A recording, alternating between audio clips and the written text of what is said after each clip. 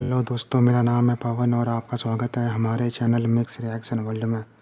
दोस्तों, आज की मिक्स रिएक्शन वीडियो का टाइटल है India's scientific achievements and contributions.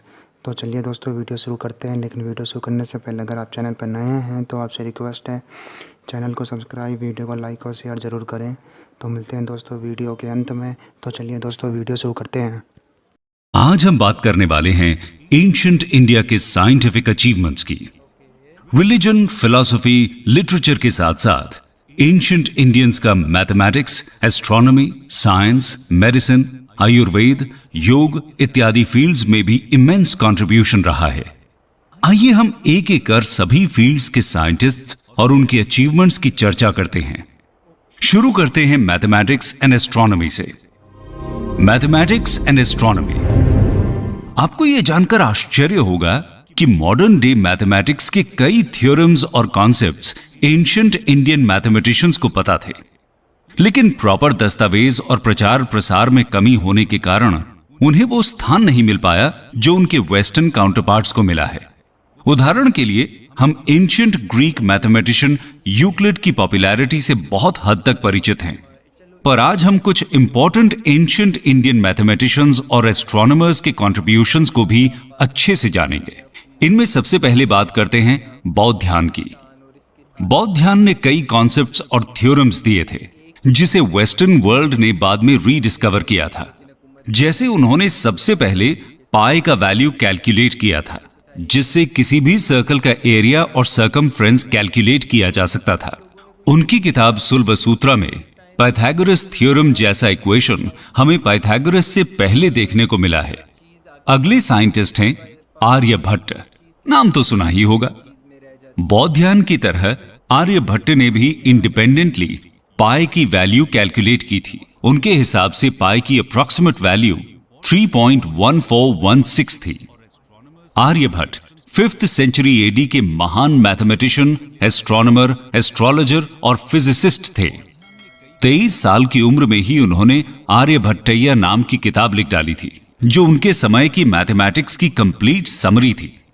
इसमें आपको decimal system, number theory, geometry, trigonometry, algebra और एस्ट्रोनॉमी पर बड़ा अच्छा एक्सप्लेनेशन मिल जाएगा। आर्यभट्ट ने सबसे नोटेबल जीरो का आविष्कार किया था। इसके कारण उन्हें अर्थ और मून के बीच डिस्टेंस निकालने में काफी मदद मिली थी। स्पेस साइंस में आर्यभट्ट ने हमारे सोलर सिस्टम के बारे में बहुत इंपॉर्टेंट हाइपोथेसिस दिए थे, जो बाद में चलकर सच साबित हुए थे। एस्ट्रोनॉमिकल ऑब्जर्वेशन के आधार पर उन्होंने बताया था कि अर्थ अचल यानी इमूवेबल नहीं है, बल्कि अपने एक्सिस पर रोटेट करती हुई एक स्फेरिकल बॉडी है। उन्होंने हीलियोसेंट्रिज्म का भी कॉन्सेप्ट दिया था, जिसके अनुसार सभी प्लैनेट्स सूर्य का चक्कर लगाते हैं। इसके अलावा उन्होंने सोलर और ल्यूनर एक्लिप्स का साइंटिफिक एक्सप्लेनेशन भी दिया था, जिसके बाद लोगों को पता चला कि एक्लिप्स राहु, केतु या किसी राक्षस या डीमन का काम नहीं होता है। उनके इन्हीं महान कॉन्ट्रीब्यूशंस के लिए 1975 में लॉन्च हुए भारत के पहले सैटेलाइट का नाम आर्यभट्ट रखा गया था। आर्यभट्ट के बाद 7th सेंचुरी एडी में जन्मे ब्रह्मगुप्त ने मैथमेटिक्स को नई ऊंचाइयों पर पहुंचा दिया था। आइए जानते हैं ब्रह्मगुप्त के बारे में। ब्रह्मगुप्त का मल्टीप्लिकेशन करने का मेथड आज के मल्टीप्लिकेशन मेथड से काफी सिमिलर था। उन्होंने मैथ्स में जीरो से रिलेटेड ऑपरेशंस इंट्रोड्यूस किए थे और साथ ही उन्होंने ब्रह्मस्फुट सिद्धांतिका नामक बुक भी लिखी थी, जिससे अरब्स को इंडियन मैथमेटिकल सिस्टम्स का पता चला था। इस किताब में कई मेजरिंग इंस्ट्रूमेंट्स का भी मेंशन है, जिससे उस समय के एस्ट्रोनॉमर्स रीडिंग लिया करते थे। हमारे अगले मैथमेटिशियन हैं भास्कराचार्य। आइए अब जानते हैं भास्कराचार्य के बारे में। ब्रह्मगुप्त से 500 साल बाद 12th सेंचुरी एडी में जन्मे भास्कराचार्य उस समय के लीडिंग मैथमेटिशियन हुआ करते थे। उनका जन्म कर्नाटका के बीजापुर डिस्ट्रिक्ट में हुआ था। उन्होंने सिद्धांत शिरोमणि नाम से एक फेमस बुक लिखी थी, जिसमें 4 सेक्शंस थे। लीलावती यानी अरिथमेटिक, बीजगणित यानी अलजेब्रा, गोलाध्याय यानी स्फीयर और ग्रह गणित यानी मैथमेटिक्स ऑफ प्लैनेट्स।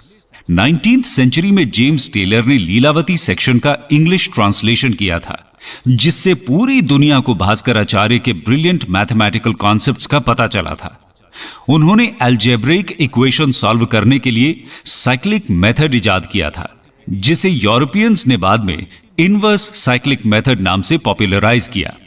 इसके अलावा जैन गुरुओं ने भी मैथमेटिक्स के फील्ड में बहुत योगदान दिया था। महावीराचार्य उनमें से एक थे। चलिए जानते हैं महावीराचार्य के बारे में।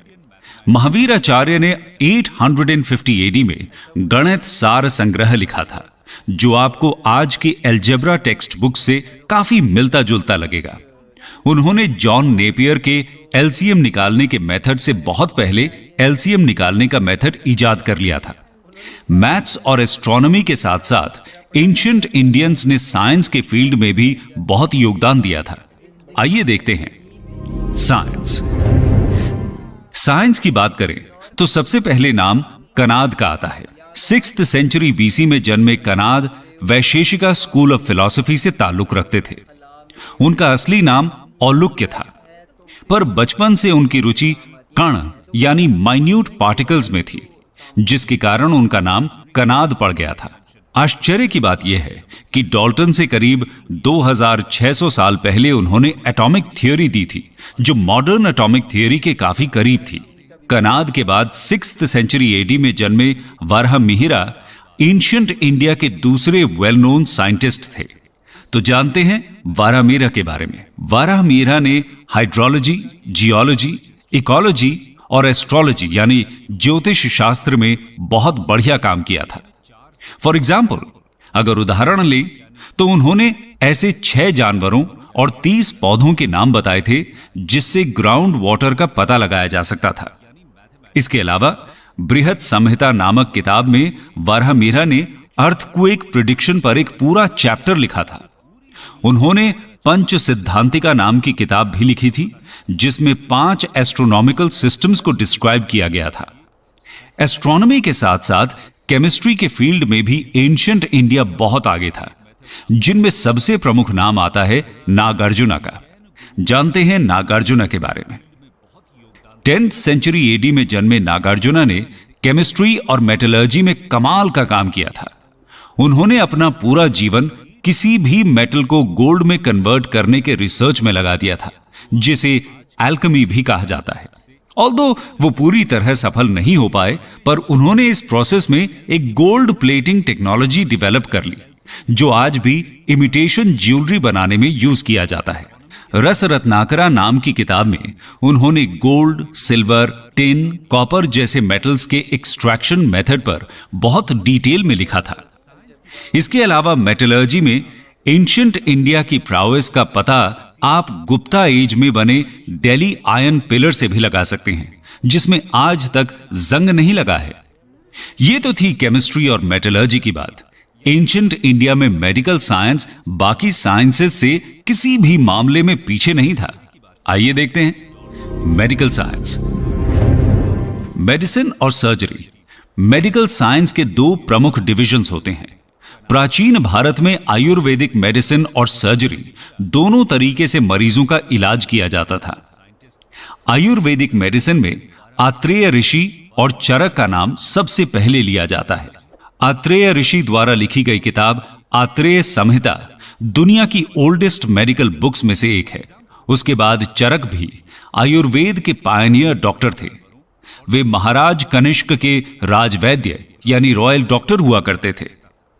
काफी रिसर्च के बाद उन्होंने चरक संहिता लिखी थी, जिसमें विभिन्न बीमारियों की रूट कॉज और ट्रीटमेंट दोनों पर डिटेल्ड डिस्कशन किया गया था, जो आज भी रेलेवेंट है। मेडिकल साइंस के दूसरे डिवीजन सर्जरी के फील्ड में सुश्रुत का हाथ पूरे एंशिएंट इंडिया में कोई नहीं पकड़ सकता था।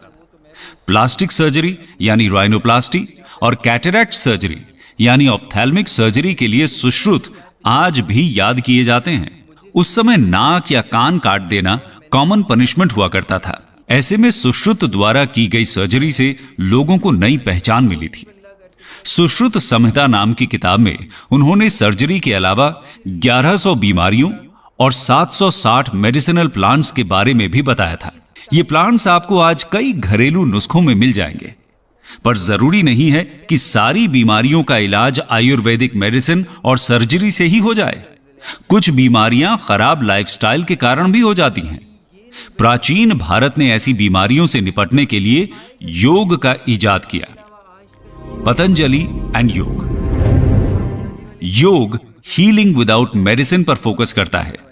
पतंजलि के योग सूत्र के अनुसार इसमें फिजिकल एक्सरसाइज यानी आसन, मेडिटेशन और ब्रीदिंग एक्सरसाइज यानी प्राणायाम के कॉम्बिनेशन से फिजिकल, मेंटल, इमोशनल और स्पिरिचुअल बैलेंस अचीव किया जाता है। योग शब्द संस्कृत वर्ड युज से आया है, जिसका मतलब टू यूनाइट होता है। योगिक स्क्रिप्चर्स की माने तो योग करने से इंडिविजुअल और यूनिवर्सल कॉन्शियसनेस एक हो जाते हैं, जिससे माइंड और बॉडी, ह्यूमंस और नेचर में परफेक्ट हार्मनी एस्टैब्लिश होता है। योग के इन बेनिफिट्स के कारण ही 2015 से हर साल 21 जून को इंटरनेशनल योगा डे मनाया जाता है। भारत के लिए उसकी रिच एंड ग्लोरियस पास्ट की ग्लोबल रिकॉग्निशन इससे बेहतर और क्या हो सकती है। कंक्लूजन। दोस्तों, जैसा कि हमने देखा, एंशिएंट इंडिया साइंटिफिक अचीवमेंट्स के लिहाज से एक गोल्डन एज था। हिंदुस्तान में डेवलप्ड कई इंपॉर्टेंट कॉन्सेप्ट्स अरब्स द्वारा यूरोप तक पहुंचाए गए थे और ब्रिटिशर्स ने भी इंडिया आने के बाद लीलावती जैसी बुक्स रीडिस्कवर की थी। एंशिएंट इंडियन साइंटिफिक ट्रेडिशन को बरकरार रखते हुए आज भी इंडियन साइंटिस्ट्स ग्लोबल प्रॉब्लम्स के सॉल्यूशंस में अपना योगदान देते हैं। इसका अच्छा उदाहरण है साल 2000 के आने से पहले Y2K कंप्लायंट कंप्यूटर प्रोग्राम्स का बनाना। इस प्रॉब्लम से निपटने के लिए हमारे साइंटिस्ट्स ने दिन रात मेहनत कर पूरी दुनिया के बैंकिंग सिस्टम, एयर ट्रैवल इत्यादि को क्रैश होने से बचाया था। हिस्ट्री सीरीज का ये एपिसोड कैसा लगा, कमेंट सेक्शन में जरूर शेयर करें। मैथमेटिक्स की बात करें या फिर सर्जरी की बात करें, आयुर्वेदिक की बात करें, योगा की बात करें, तो पता तो था कि मतलब ये सब चीजें जो हैं वो एंशिएंट इंडिया से चलती आ रही हैं, लेकिन किन किन लोगों ने इसको इंट्रोड्यूस करवाया ये हम लोगों को आइडिया नहीं था। अच्छा, मैं जब भी ये चीजें देखती हूँ ना, और मतलब वक्त के साथ साथ हम लोगों तक जब ये चीजें पहुंची हैं, तो उस टाइम तक वेस्ट का इन्फ्लुएंस इतना ज्यादा हो गया था कि हमें ये लगता था कि हर चीज जो डिस्कवर की गई है वो वेस्ट ने की है। यही कह रही हूँ कि बाद में सिर्फ इन गोरों ने नाम किया है क्या अपना? ऐसा ही हुआ है। अपने ऊपर लगवा लिया। अच्छा, मुझे क्रेडिट तो सारा इनका था। मुझे ऐसा लगता है कि ये उसी दौर में हुआ जब यहाँ से ये लोग चीज़ें लेके गए हैं, जब ये लोग यहाँ थे और यहाँ से चीज़ें लेके अपने देश गए हैं। तो दोस्तों, ये थी आज की मिक्स रिएक्शन वीडियो। आशा है आपको पसंद आई होगी। तो दोस्तों, आपको यह वीडियो कैसी लगी कमेंट करके ज़रूर बताइएगा, और ऐसे ही वीडियोस के लिए हमारे चैनल को सब्सक्राइब जरूर